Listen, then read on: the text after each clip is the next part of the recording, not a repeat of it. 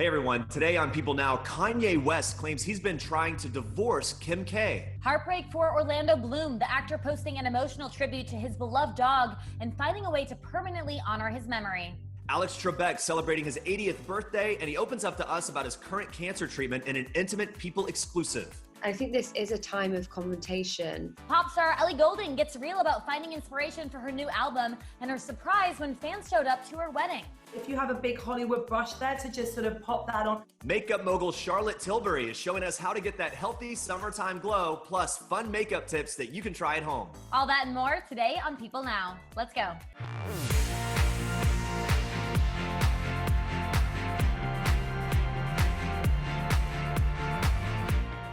Hey, what's up everyone? Welcome to People Now. I'm Jeremy Parsons. So good to see you today. What's up, Andrea?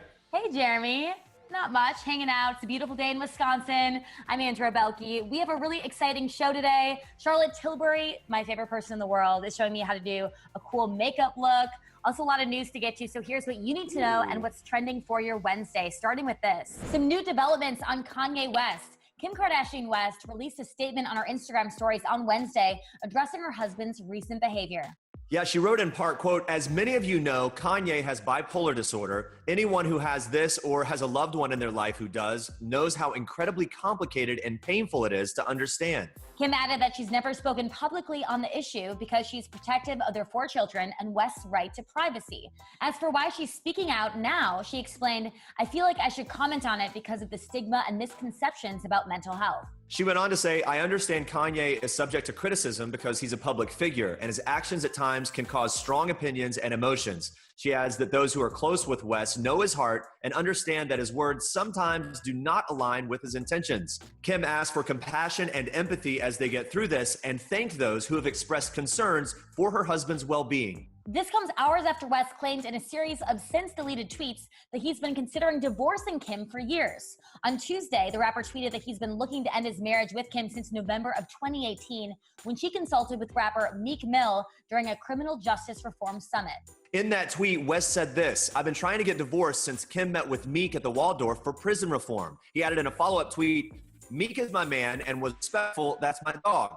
Kim was out of line. I'm worth $5 billion and more than that through Christ." That was his post. He then posed the question, "Y'all ain't listened to MJ and now y'all believe them." West also went on to call out his mother-in-law, Kris Jenner, who he nicknamed Kris Jong-un. He tweeted, "Kris and Kim put out a statement without my approval. That's not what a wife should do." It is unclear what statement West was referencing in that now deleted message. His latest Twitter rant comes one day after he shared a string of tweets Monday night in which he claimed that his wife attempted to lock him up. He also added that Jenner is not allowed around his kids. But a source refuted that claim, telling people that nothing could be further from the truth and that Kris is an important part of the kids' lives. The source also responded to West's claim that Kim and her mother tried to lock him up. They told us that Kim has been trying to get Kanye help for weeks, adding, "But what do you do when a person doesn't want help?" According to that source, the Kardashian-Jenner family loves Kanye. The rapper has been staying at the family's compound in Cody, Wyoming, between travels for his presidential bid. The source said, quote, "They want him to be healthy. They are all trying to figure out how to help." West announced his intention to run for president earlier this month. At the time, a source told people that the move left many in his inner circle concerned about him. They said he had been doing well for a long time, but he's now struggling again. Adding, quote, "The episodes usually last for a few weeks and things go back to normal. Kim hopes it'll be the same this time." Orlando Bloom says that his dog Mighty has died after the pet went missing 1 week ago. On Wednesday morning, Bloom shared a tribute to his late pup on Instagram, including footage of a new tattoo that he got on his chest in the dog's memory. The new ink includes Mighty's name with an ace of spades symbol enclosed in a heart. Bloom began his emotional caption by writing in part, quote, "Mighty's on the other side now. After 7 days of searching from sunrise to sunset and into the wee hours, today we found his collar." The actor added he feels grateful to have learned from Mighty that, quote, "Love is eternal and the true meaning of devotion."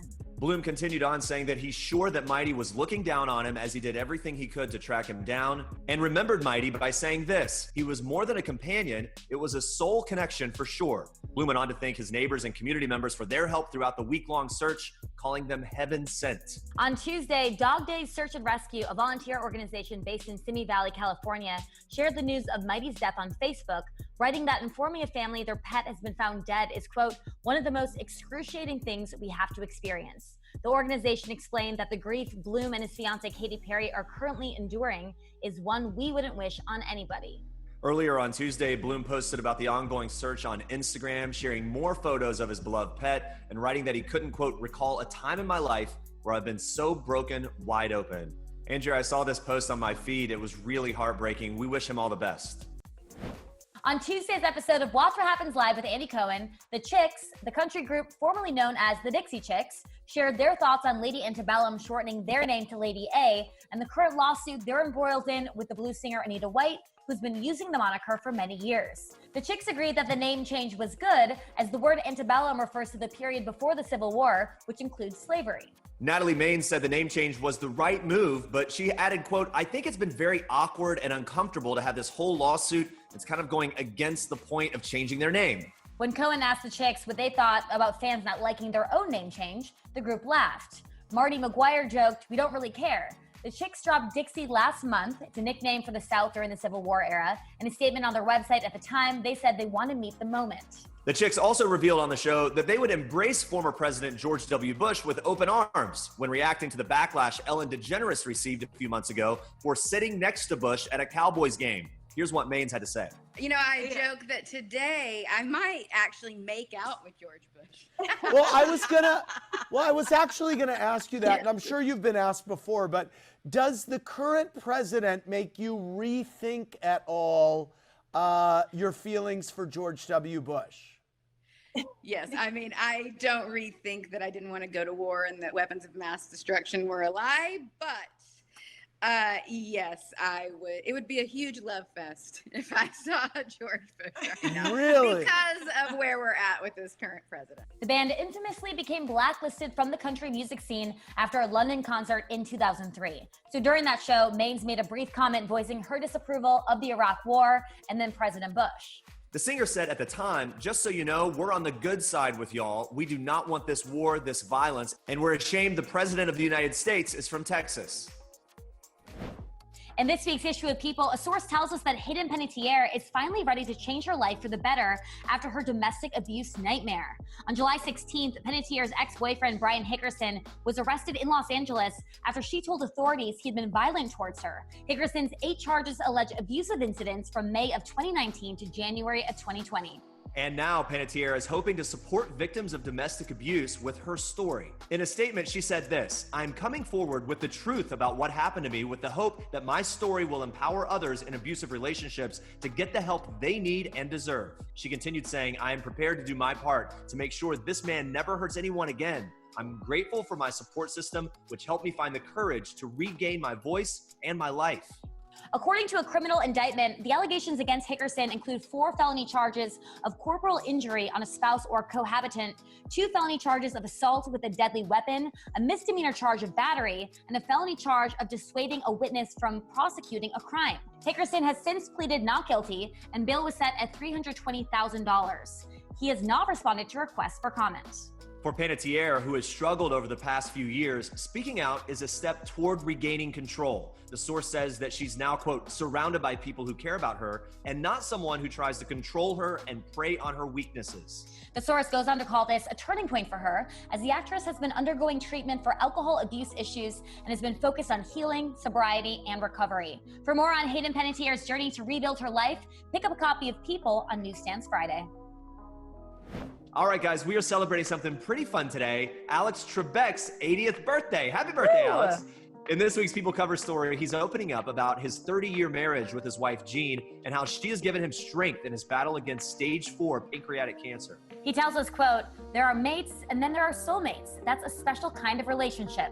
Alex recently revealed on July 15th that he is doing well thanks to experimental immunotherapy. And in June of 2019, he received news that he had responded incredibly well to his first round of treatment, with his tumors shrinking significantly. But Alex reveals in his new memoir, and the answer is Reflections on My Life, that if the treatment stops working, he plans to discontinue them completely.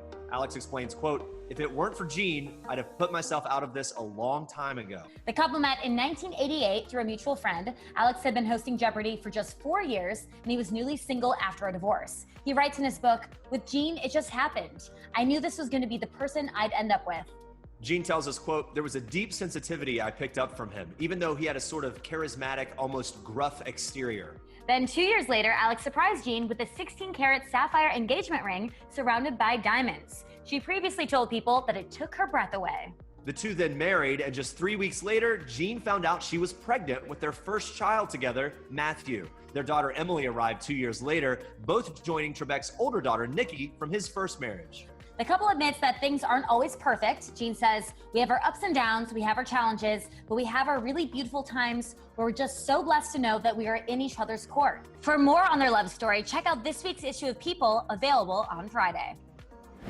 All right, stay with us. We have an exclusive interview from Ellie Goulding, who's opening up about marriage, working nonstop on her recent tour, and so much more. Plus, makeup artist Charlotte Tilbury is showing us how to create the perfect summer look. Stick around. In a People exclusive, country star Blake Shelton is opening up about his duet with his girlfriend, Gwen Stefani, and how they're finding happiness in everyday life. Over the last few months during the pandemic, Blake and Gwen have been holed up at his beloved Oklahoma ranch with their loved ones, including Gwen's 3 kids, Kingston, Zuma, and Apollo. Blake says that the simple pleasure of being together in one place for so long has been a real gift, and we can see why. The couple cooks, they clean, they ride four-wheelers, and just enjoy being with each other. Total 2020 goals here. Absolutely. And this Friday, Blake and Gwen will be releasing their 4th duet, Happy Anywhere, on The Today Show. The song is all about the fact that it's who you're with that makes you happy, not where you are. Blake reveals that the song was actually recorded prior to their last duet, Nobody But You, but adds that now is the right time to release the new song because, quote, "There's no better time to be happy anywhere with the person or people you love." And Gwen is definitely someone who makes Blake happy. In this week's issue, he explains how on paper, they might seem like an unlikely match, but quote, "What matters is she's a great human being." And Blake adds, "She's the most understanding, kind-hearted person I've met." Very sweet. But sadly, guys, their idyllic ranch life is about to come to a close. The couple will soon be heading back to Los Angeles to shoot the upcoming season of NBC's The Voice with their fellow coaches, Kelly Clarkson and John Legend. Blake revealing that he's most looking forward to experiencing the in-person camaraderie with those other coaches again and to getting back to their big extended family on set. In this week's issue of People, we are giving you exclusive details on Princess Beatrice and husband Eduardo Mapelli-Mozzi's surprise royal wedding. A friend of Beatrice's shares that it was touching for both the queen and the bride for Beatrice to wear one of her grandmother's vintage dresses on the big day. It was a last-minute request by Beatrice to wear the dress, so talk about something borrowed. Beatrice also donned the stunning Queen Mary diamond fringe tiara. It's the same one the queen wore at her 1947 wedding to Prince Philip. Since the coronavirus pandemic forced the pair to postpone their nuptials, this wedding wasn't like any royal wedding before, with no spectators or cameras lined up. The couple quietly tied the knot at the Royal Chapel of All Saints in Windsor Great Park in front of 20 guests. A friend of the couple tells us they swung into action, brought it all together in 2 weeks. And following the ceremony, the bride and groom kicked off the celebrations with an outdoor party on the grounds of Royal Lodge, the shared home of Beatrice's parents, who divorced in 1996. The low-key celebration also avoided drawing attention to the ongoing scandal surrounding Beatrice's father, Andrew, whose connection to convicted sex offender Jeffrey Epstein forced him to step down from royal duty in 2019. He was notably absent from the official wedding portraits, along with ex-wife Sarah Ferguson and sister Eugenie. As they settle into newlywed life, Princess Beatrice and Eduardo will continue to reside in London, where Beatrice works for Boston-based tech company Affinity. They're also planning a honeymoon at a later date. A source close to the family tells us in part, they're terribly happy, they're down to earth and fun, and have a great sense of humor. It's all lovely. Ellie Goulding's new album, Brightest Blue, is available now, and in this week's issue of People, she's opening up about her music, married life, and so much more.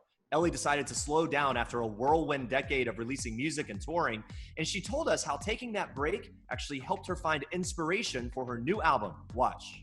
I think I spent so long on a, working and on a just train of touring and like a non-stop train where it was just like go, go, go, that to then like sit down and think about things is like something I genuinely haven't done for a long time. So I'm glad that this album, it's not just like it's not like an escapist album in the sense that, it's like an album of pop records that you can listen to and just kind of dance to and sing along to, but not really have any kind of confrontation towards anything. And I think this is a time of confrontation because there are things that we do need to confront whether we like it or not. It's like it's kind of confronting those discomforts. And I think one thing I just hadn't really confronted that much was that I was now a woman. You know, I'd gone from like signing a record deal when I was 20 to like touring nonstop for like 10 years, and then now I'm 33 and I'm like, oh yeah, I'm a woman now, and I've like got to talk about how my attitudes change and how I've just got more love for myself than ever, but I'm also a little bit insecure, but I'm figuring that out, and like my body's changed and my physical appearance, and I look at photos of myself and I don't recognize myself. And so I had to confront that. But at the same time, I do appreciate a dance, I appreciate a sing-along, and I appreciate all the things that like pop music, that I believe pop music should be. During the break, she tied the knot with Casper Jopling. So naturally, you might be expecting this new album to be full of rainbows and butterflies, but Ellie explains why she went in the opposite direction.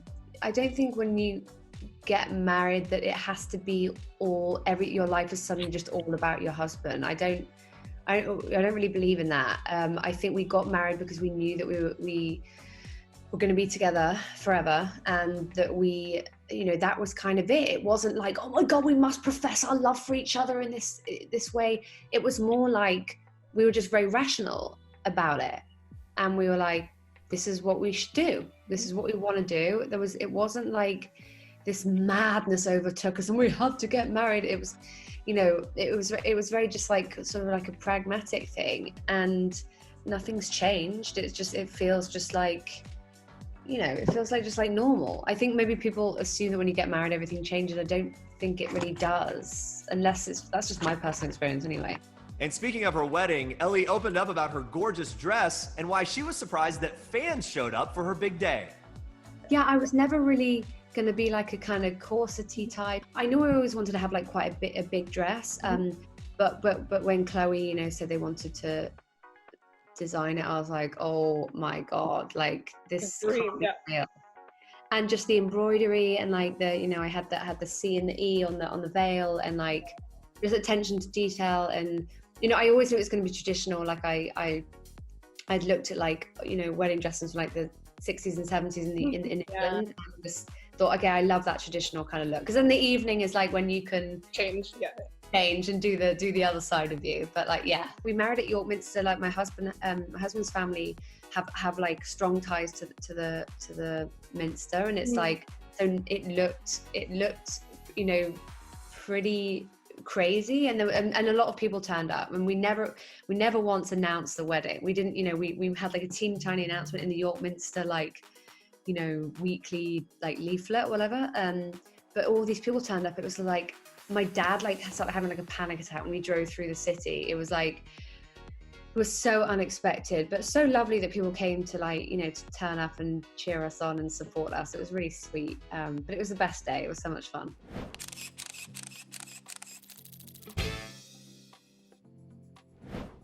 I caught up with makeup mogul Charlotte Tilbury, and the Glow Queen herself gave me a tutorial on how to look fabulous while working from home. Watch. You got my serum there, my darling? Yes, my I do. Serum. Okay, this is the Magic Crystal Elixir. So open this up. Oh my God, I love this. I literally use this on every celebrity. I like to kind of put quite a lot, really go for it. And take this and massage this between your hands and really put all the kind of love and intention. And then take this and go along your jawline, kind of clenching the jawline, but then like over the face, take that in and then pat, pat, pat, pat, pat, pat, pat, and go under, massage it along here, underneath the cheekbones. Really indulge yourself in it. If you need to put more on, if you've been in the sun quite a lot, put a lot more on. It's like a drink for the skin. It really just drinks it up. And it smells good too. It's so good. I'm telling you, it's my infamous Magic Cream Moisturizer. Well, all of my producers have been talking about this. They're like, tell Charlotte we love her moisturizer. We love your producers because they know a good magic cream, right? They do. And so all my celebrities and supermodels really named it that. And it's just the most rich, delicious cream. I can never get enough of this. And again, massage this into your skin, and then just, again, start from the bottom, always going up underneath the cheekbones. I always call this my angel wings, along the jawline, and then again, pitter patter around, get the blood flow going round and round, circulating. underneath, really kind of, exactly. And this will immediately cushion and plump and hydrate the skin. When you put magic cream on, there is nothing, makeup never glides on your face or sits better. That, can you already, like even through here, through Zoom, I can see how like just you've got the glow and the plump. Like it's just 28 seconds. I wanted a cream, it's like an instant magic turnaround cream. So that's why they all started calling it magic cream, magic cream. So just put a bit of that on. We're gonna do it quite light. If you have a big Hollywood brush there to just sort of pop that on. But this gives you that really airbrushed skin. So if you want to look, and maybe let's do a bit onto your neck and you know, I think your face is a different color from your body a little bit. So we'll just put a little bit on here just to match you up. Yeah. A little bit. There we go. And then we can just, exactly, yeah. But can you see how this foundation, so it has a thing called Replexim. So where I told you Replexim is in my serum, Replexim is in my Magic Light Cream. So this is all the skincare science. We are the only people to have Replexim. So Replexim's inside the Airbrush Flawless Foundation. And Replexim, again, plumps the cells. So it gives you this smooth looking, airbrushed, smooths out any kind of fine lines, pores. I mean, people will literally say to you when you put this on, like, Salma Hayek was like, oh my God, I need that for like high definition TV, because it's like so unforgiving. Okay, so you take this and literally, see that C shape here? You can pop it on top of, can you see that glow? Right. Yeah, right, just on that C section there. Okay, yeah. You can put it down your nose, onto the bow of your mouth, and then we can blend it in. And yeah, gorge. Yeah. Yes, darling. It's pretty. Yes. So where else do I put it? I put it on my cheeks. Then you can put it on the top of your cheeks and then go down your nose and a little bit onto the bow of your mouth, and we can just blend that. Just do a line down here, and then we can blend that in to the bow of your mouth. Yeah.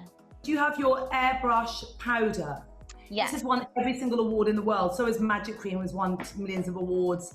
And so airbrush, this is a finishing powder, but it's literally the most incredible, gives you the most flawless finish. It's a pore perfecting powder. So much so that I've been at the Met Ball with a bunch of celebrities and they're like, what work have you had done, Charlotte? Where have all your pores gone? I'm like, I'm just wearing airbrush finish. So it's like hilarious.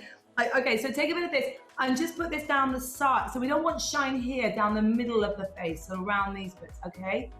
And then a little bit in the center of your forehead.